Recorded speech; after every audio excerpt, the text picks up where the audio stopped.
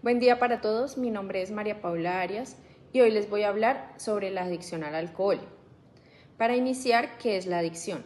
La adicción es una patología que afecta tanto el comportamiento de las personas como al cuerpo de ellas, más específicamente a su cerebro, y se desencadena cuando una persona entra en un círculo vicioso de llevar a cabo esta experiencia adictiva. Para entender un poco más, hablemos de qué es el alcohol. El alcohol es una sustancia psicoactiva que se encuentra en las bebidas alcohólicas y químicamente hablando el alcohol se refiere al etanol, que es un compuesto orgánico que actúa como depresor del sistema nervioso central, afectando la capacidad de autocontrol en las personas.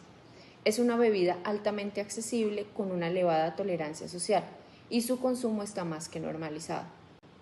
De esta manera se puede decir que el alcoholismo es un trastorno que se caracteriza por la dependencia generada a través del consumo de bebidas con etanol.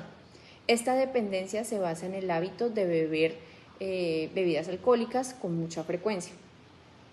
El alcoholismo es un problema de salud muy frecuente ya que afecta al alrededor del 5% de la población mundial a partir de los 15 años. Y también es una de las formas de adicción más frecuentes por su facilidad de acceso y lo que la hace de las adicciones más peligrosas. Personas con un trastorno psicológico tienen más probabilidad de desarrollar esta adicción a sustancias como lo es el alcohol. Ahora pasaremos a hablar de los refuerzos positivos y negativos de la adicción al alcohol. Como refuerzo positivo tenemos la sensación de euforia y felicidad que refiere a que el alcohol actúa sobre otros dos neurotransmisores que son encargados de la sensación de placer y la euforia, como lo son la dopamina y la serotonina, generando en las personas un estado desinhibidor donde entra a actuar el aumento de la confianza, ya que la persona no se encuentra en sus 5 sentidos y se siente en plena libertad de actuar como le plazca sin sentimientos de vergüenza o de pena. El consumo de alcohol va altamente ligado a la aceptación social, ya que está asociado a momentos de ocio, de reuniones, de diversión, eventos, fiestas, celebraciones familiares o con amistades.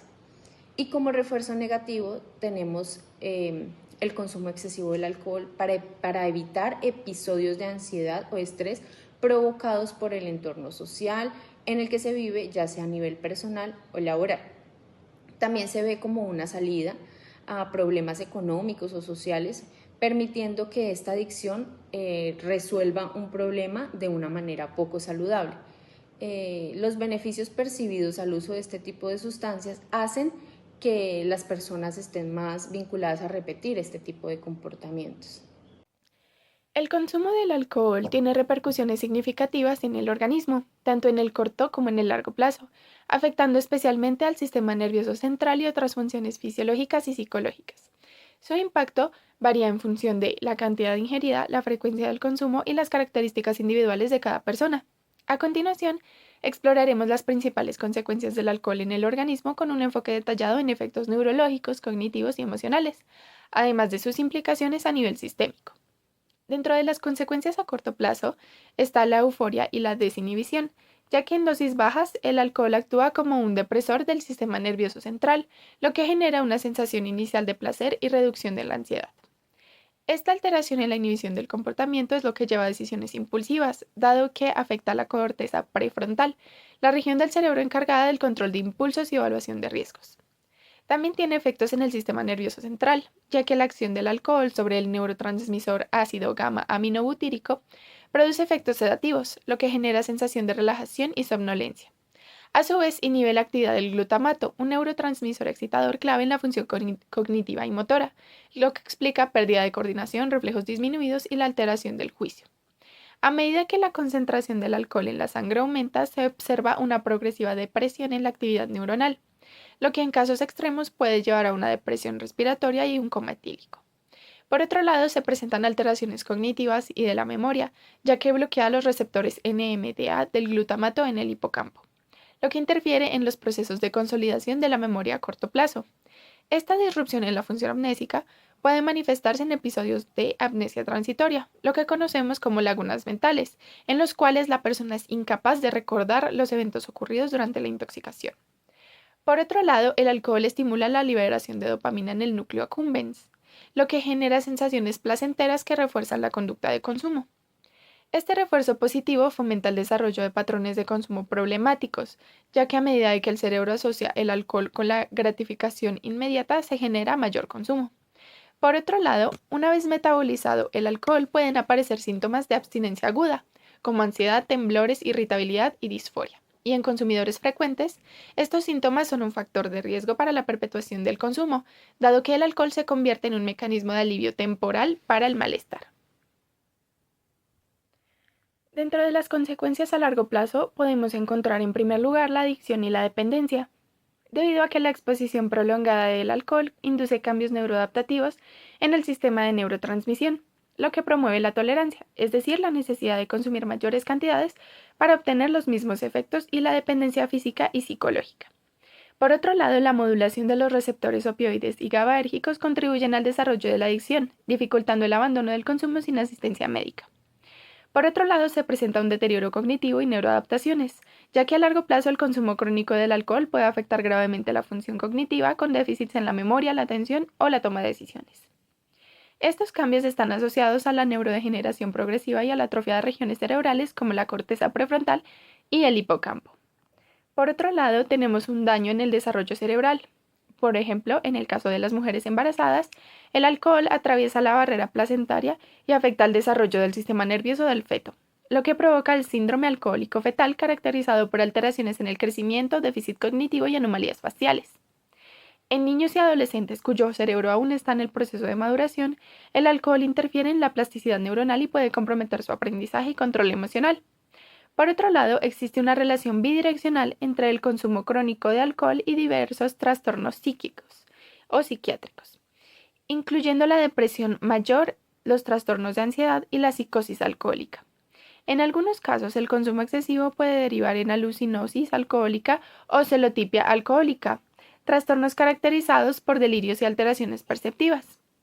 Además, se presenta un síndrome de abstinencia severo, ya que en personas con dependencia avanzada, la interrupción abrupta del consumo puede desencadenar un síndrome de abstinencia grave, con síntomas como convulsiones, alucinaciones y alteraciones autonómicas severas. En estos casos, la abstinencia sin supervisión médica puede ser letal, ya que requiere un manejo especializado con benzodiazepinas u otras estrategias farmacológicas. Por otro lado, la exposición prolongada del alcohol altera los mecanismos de control inhibitorio en el cerebro, incrementando la compulsión por el consumo y reduciendo la capacidad de autorregulación. Los circuitos de refuerzo y aprendizaje asocian el alcohol con situaciones específicas, lo que aumenta la vulnerabilidad a las recaídas incluso después de periodos de abstinencia prolongados. En cuanto a la tolerancia, si bien concentraciones bajas de alcohol, como 0,05%, ya producen desinhibición, dificultad para pensar claramente y afectan la coordinación, al alcanzar el 0,010%, hablar, caminar y mantener el equilibrio se deteriorarán y se afectará el juicio. En 0,20% la euforia y deterioro motriz se sumará a la visión borrosa y la dificultad para pensar. En 0,30% la confusión, desorientación pueden llevar a la pérdida de conciencia y dificultad para respirar. En última instancia, valores superiores a 0,40% pueden inducir coma, paro respiratorio e incluso la muerte. Los síntomas del síndrome de abstinencia de alcohol pueden desarrollarse dentro de las 6 a las 24 horas después de la interrupción abrupta o la disminución del consumo del alcohol. Los síntomas pueden variar desde hiperactividad autónoma y agitación hasta el delirium tremens, que es una forma grave de abstinencia alcohólica que puede poner en riesgo la vida. Esta condición se caracteriza por cambios repentinos e intensos en el sistema nervioso central, que incluye confusión, insomnio, percepción reducida del entorno, ansiedad, agitación, cansancio, depresión, alucinaciones y convulsiones que se pueden presentar entre las 12 y las 48 horas de la última bebida. La duración promedio es de 2 a 3 días, aunque también puede ser breve y durar solo unas horas. En algunas ocasiones es persistente y puede durar semanas. La abstinencia severa podría requerir incluso admisión a unidades UCI o el uso de barbitúricos o propofol. Ok, vamos a hablar sobre el mecanismo de neurotransmisión del alcoholismo. Es importante recalcar que el consumo del alcohol altera el equilibrio de los neurotransmisores en el cerebro, lo que contribuye a la adicción y a la abstinencia. Cuando aumenta la actividad del GABA, que es el principal neurotransmisor inhibidor, genera efectos sedantes y genera efectos ansiolíticos, pero con el tiempo el cerebro reduce la producción natural, lo que hace que se cause pues la dependencia. También bloquea los receptores del glutamato y esto suprime la excitación neuronal. Al dejar el alcohol se produce un exceso de glutamato que provoca ansiedad y convulsiones y además esto estimula la liberación de dopamina en el sistema de recompensa. Em, pues esto genera placer y refuerza el consumo, pero con el tiempo el cerebro reduce la producción natural y dificulta el control del hábito.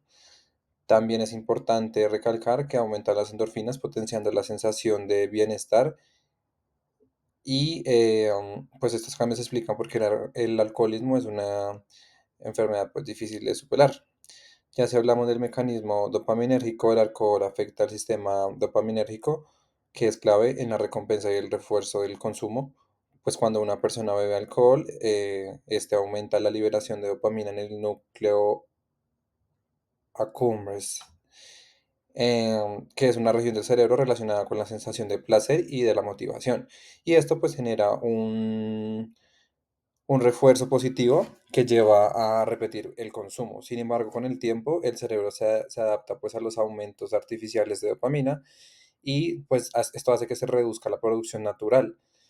También hace que la persona necesite consumir más alcohol para sentir el mismo placer, pues de esta manera, ¿no?